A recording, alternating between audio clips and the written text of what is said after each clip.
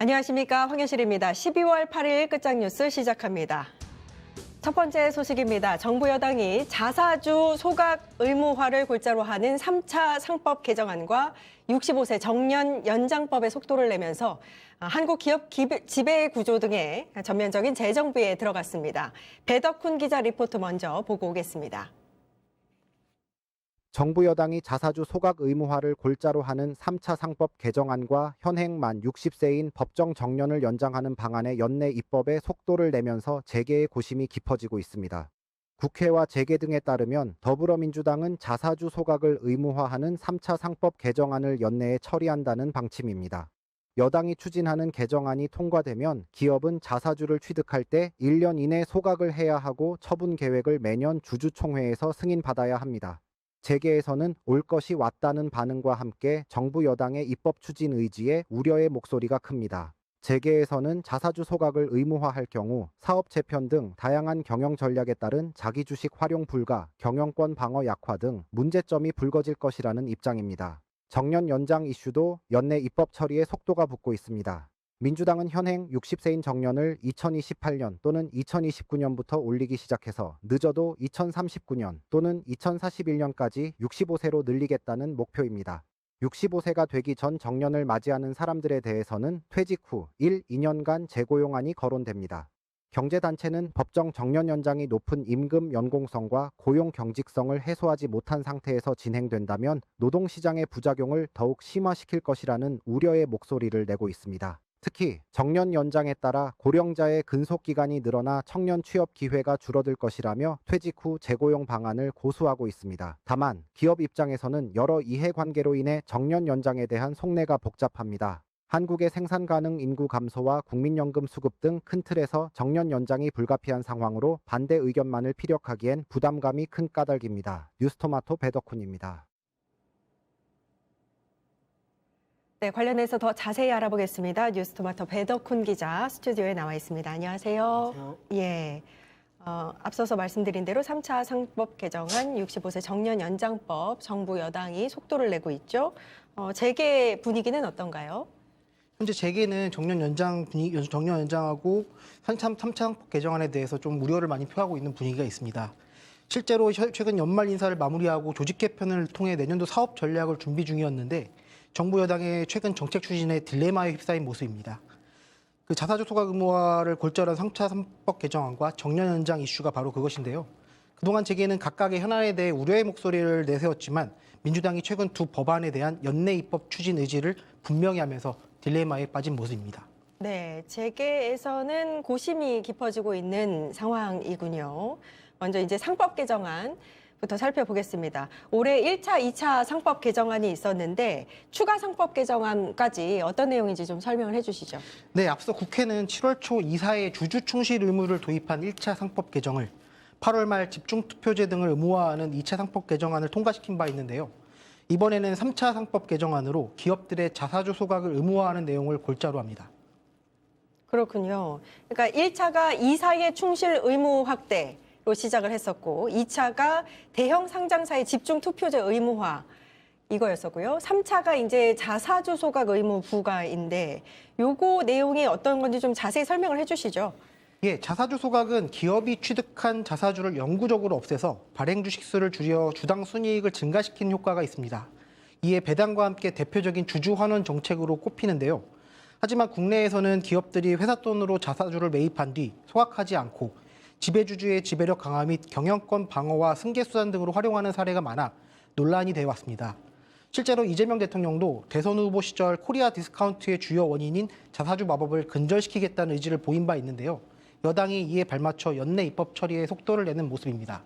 네, 그러니까 전반적으로는 주주 중심의 체제로의 전환을 보이고 있는 건데 이제 이 자사주들은 이 3차 상법 개정이 경영권 방어라든지 지배주주의 지배력 강화에 있어서 좀 악재로 작용할 수도 있다 이렇게 보는 거잖아요. 실제 이렇게 사용한 사례가 있나요? 네, 자사주를 소각하지 않으면 주가가 오르지 않기 때문에 승계 비용이 덜 든다는 이점이 있습니다.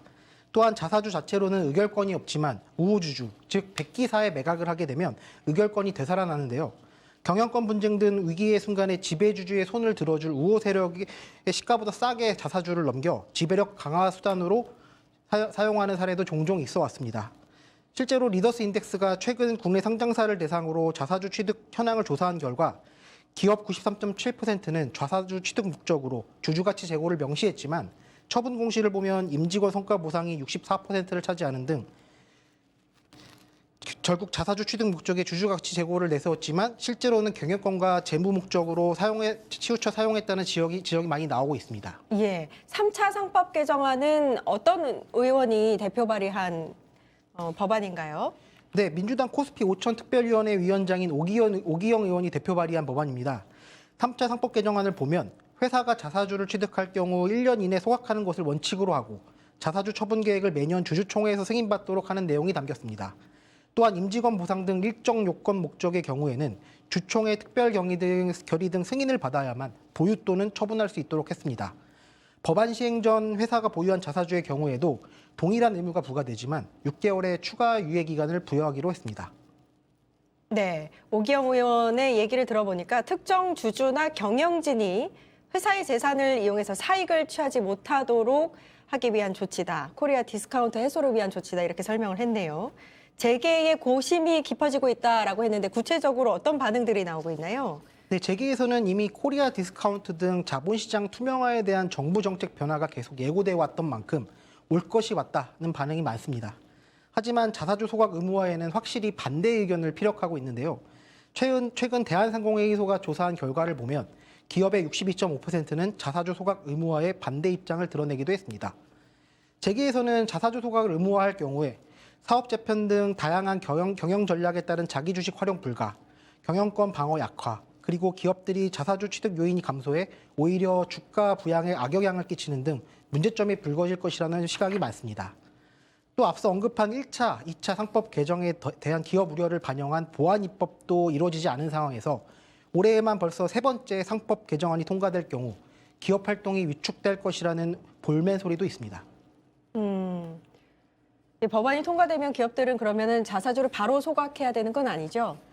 아닙니다. 앞서 언급한 것처럼 기보유 중인 자사주의 경우 6개월의 유예 기간이 부여됐습니다. 하지만 법 시행일 이후 취득한 일정한 사유 발생일로부터 취득한 자사주의 경우는 1년 이내 소각하는 것을 원칙으로 합니다. 3차 상법 개정안 연내 입법 처리가 가시화되자 기업들의 자사주 매각 러시도 이어지고 있는데요. 지난 2일 2차전지 기업 LNF는 1,200억 원 규모의 자사주를 처분했고 삼양식품도 지난달 1,000억 원가량의 자사주를 처분하는 등 선제적으로 대응을 하는 모습입니다. 예, 그럼 또 다른 이슈인 정년 연장 이슈를 좀 알아보겠습니다. 지금까지는 만 60세인 법정 정년을 65세로 늘리는 거죠? 네. 네, 어떤 내용인가요? 네, 정부는 앞서 열린 국정과제에서 현재 만 60세인 법정 정년을 단계적으로 확대하는 방안을 담은 법안을 추진한다고 밝힌 바 있는데요. 민주당은 현재 연내 입법을 목표로 정년 연장 특위에서 이견을 조율 중입니다.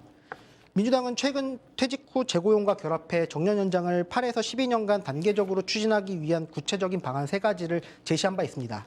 먼저 일환으로는 2028년 정년 연장을 시작해서 2036년까지 2년에 1년씩 늘리는 방안, 그리고 2029년 시작해 2039년까지 2에서 3년 주기로 1년씩 연장하는 방안, 그리고 2029년 시작해 2041년까지 12년간 3년에 1년씩 늘리는 방안 등입니다. 민주당은 여기에 65세가 되기 전 정년을 맞이할 사람들을 퇴직 후 1에서 2년간 재고용하는 안을 함께 제시했습니다.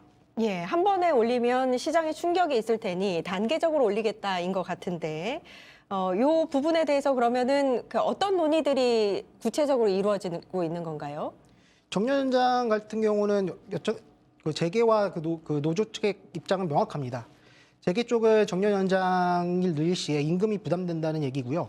노조 측은 임금 뒤에 설명드리겠지만 저출생 고령화라는 인구 구조 상황에서 국민연금 수급 개시 연령이 국민연금 수급 개시 연령 불균형을 해소해야 한다는 입장이 강합니다. 예, 그러니까 그 정년을 65세로 도입하는 거는 어떤 이유가 있는 건가요? 65세가?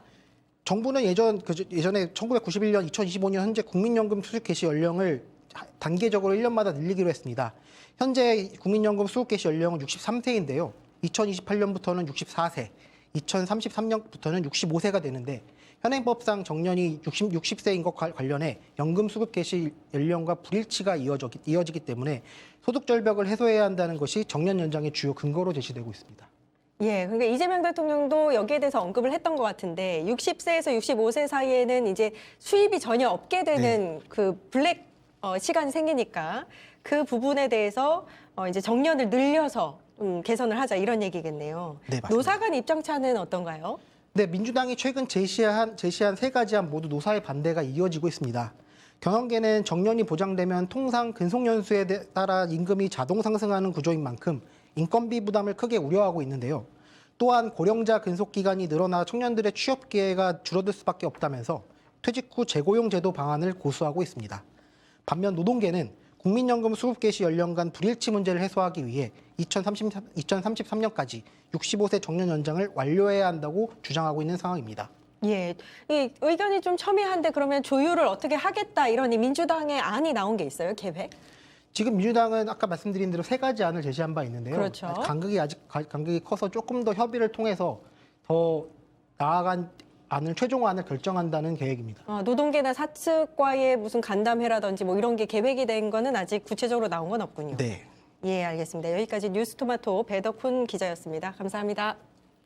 네, 광고 보고 와서 의원실 라이브 이어가겠습니다.